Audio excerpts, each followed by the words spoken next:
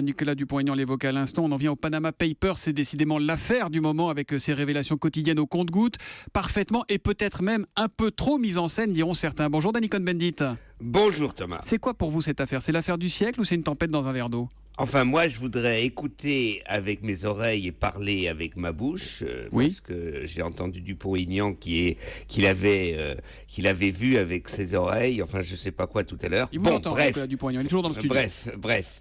Moi, je voudrais dire autre chose. Il y a un émoi planétaire. C'est une affaire planétaire. Oui, parce que pour la première fois maintenant, on commence à comprendre ce dont on se doutait, c'est-à-dire de l'évasion fiscale, c'est-à-dire des gens, des entreprises, etc., qui placent de l'argent, cet argent va d'un côté de l'autre, ou des entreprises, ou la FIFA, qui organise justement un cheminement bizarre d'argent pour en tirer des bénéfices, et qui sait qu'est-ce qu'ils en font, la corruption et tout ça, tout est lié, donc c'est une affaire. Alors vous dites un peu trop orchestré. Allons, Thomas, quand on a de tels scoops, on l'orchestre, c'est la moindre des choses. Bon, mais Danny, ces comptes offshore, c'est pour cacher des choses, évidemment. C'est fou le nombre de gens qui ont des choses à cacher, d'ailleurs, dans ce pays et dans le monde, ou qui n'ont pas envie de payer leurs impôts, parce que, soyons pas naïfs, c'est ça la seule raison.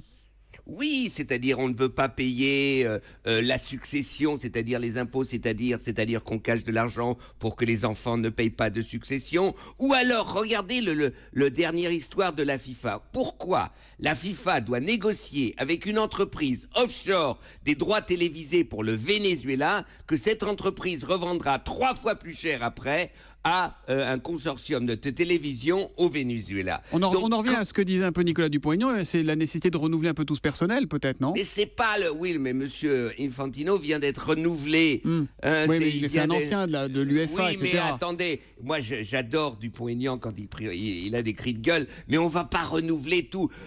Debout la France va pas renouveler le personnel du monde entier. Ou alors, moi je comprends plus rien en politique.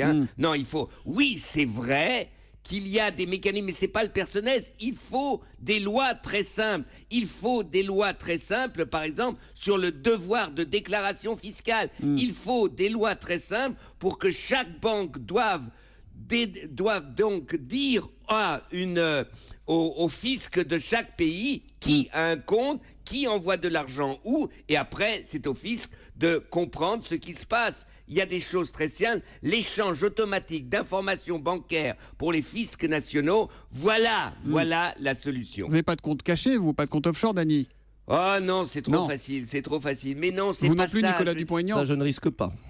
Voilà, non, c'est pas... Le problème, il y a des tas de gens bien intentionnés qui disent, écoutez, j'ai travaillé toute ma vie et je vais pas faire payer, par exemple, des droits de succession à mes enfants. C'est des bien-pensants. Eh bien, c'est cela qu'il faut arrêter. Et la seule manière, eh bien, c'est l'information bancaire, l'information fiscale. Si l'on met cela en place et si on dit aux banques, si vous ne faites pas cela, eh bien on vous retirera vos licences, comme les Américains avaient menacé les Suisses sur le secret bancaire, eh bien vous verrez que les choses avanceraient. Et ben Il voilà faut un être point radical. sur lequel Danny Cohn-Bendit et Nicolas Dupont-Aignan sont d'accord, Je suis visiblement. d'accord là-dessus, mais il fallait pas mettre M. Juncker, patron d'un État voyou, le Luxembourg, à la tête de l'Union européenne. L'humeur de Danny qui revient demain à 8h Oui, moins monsieur 10. Dupont-Aignan, qui est voyou, on verra dans le futur. Voilà. C'est à la fin de la foire qu'on compte les bouses, comme disait Giroud, le célèbre Giroud. Merci, à demain matin, 8h moins 10, Danny.